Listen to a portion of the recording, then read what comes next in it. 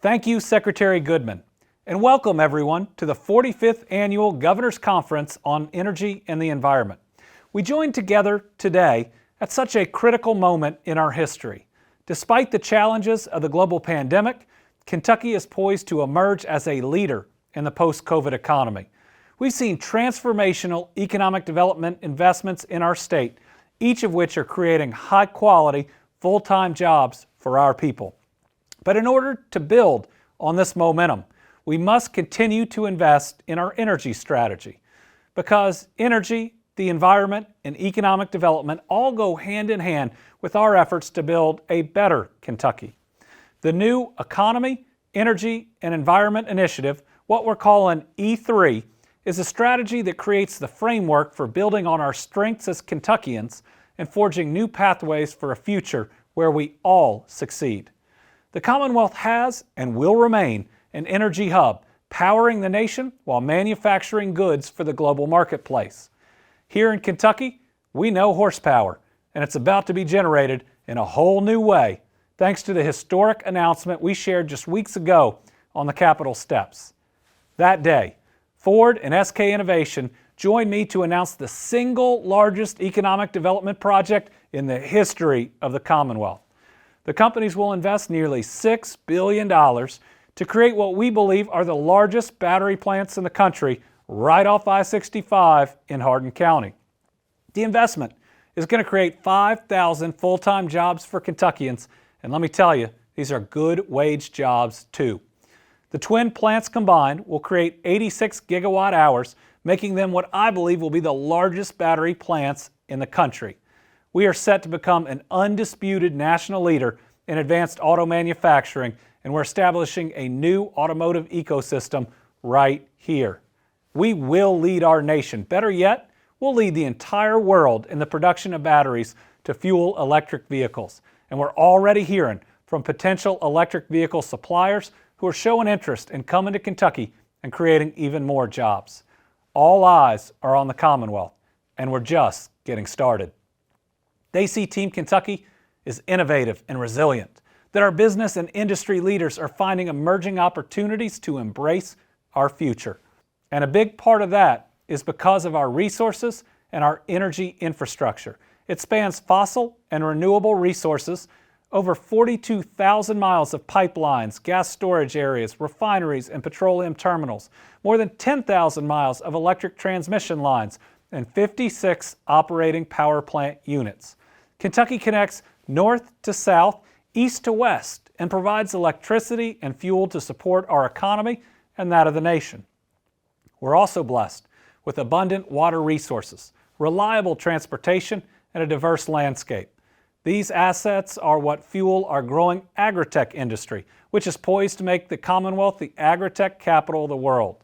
Companies like AppHarvest, whose flagship high-tech farm in Moorhead is providing fresh, sustainable produce to the eastern United States.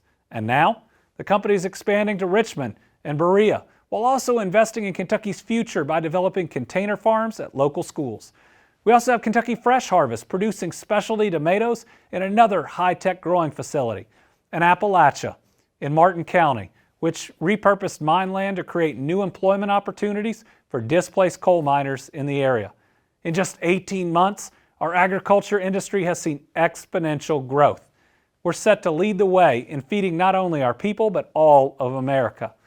And while energy and the environment play an outsized role in Kentucky's broader economy, they also affect all Kentuckians in our day-to-day lives. In this past year, we saw how the pandemic only increased those effects. Kentuckians on average spend 3% of their income on energy costs. For those who are most vulnerable, their energy burden can quadruple that amount. For those in extreme poverty, that burden can reach over 30%. Folks, that is too high. We must improve energy conservation and energy efficiency. Boosting the energy infrastructure helps safeguard the health of our citizens and protect our businesses. And that's what the Kentucky E3 plan sets out to do, through a collaborative effort to support sustainability, boost competitiveness, and spur job growth and innovation in local and regional economies. The plan was created with the goals of investing in local communities, providing valuable technical training and assessments, addressing energy and sustainability, and enabling economic growth. And these goals will help us to lead by example. We're working to ensure our manufacturing industry meets new energy supply chain needs, while also incentivizing sustainable business investments.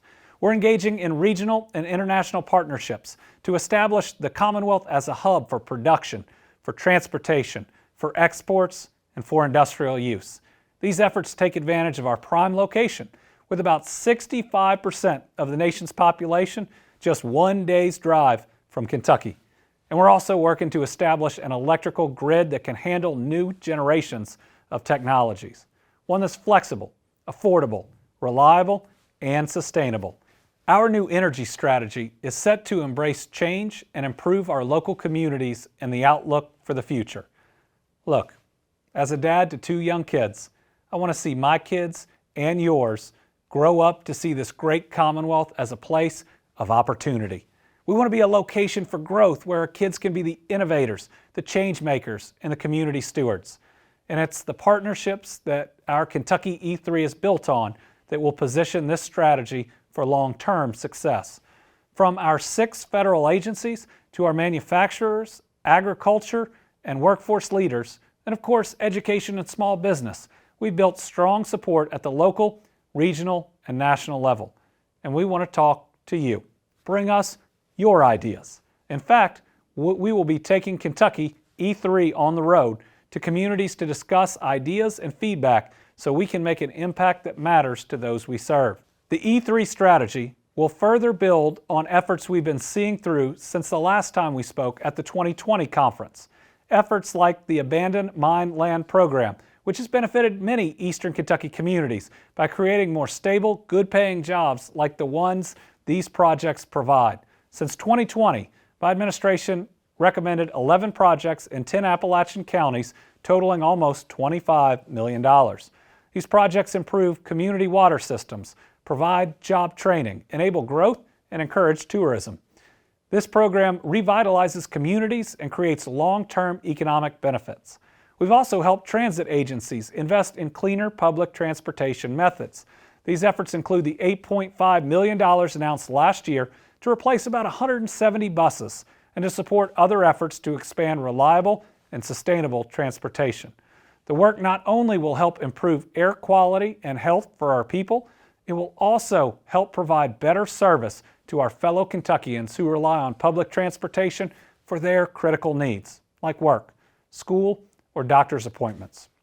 Security, stewardship, and resilience are at the heart of Team Kentucky, and our energy resources must reflect these values. And all of you at the Energy and Environment Cabinet are helping to see these values through. Thank you for all the work you do, along with the Public Service Commission, to ensure our people have the resources to keep the lights on, water flowing, and fuel supplied. Everyone on Team Kentucky has a role in shaping our future and our energy future. And folks, our time is here. Our future is now. And because of you, tomorrow looks brighter than ever before. Together, we're bringing prosperity to every corner of the Commonwealth where our people can live full, healthy lives for generations to come. Thank you.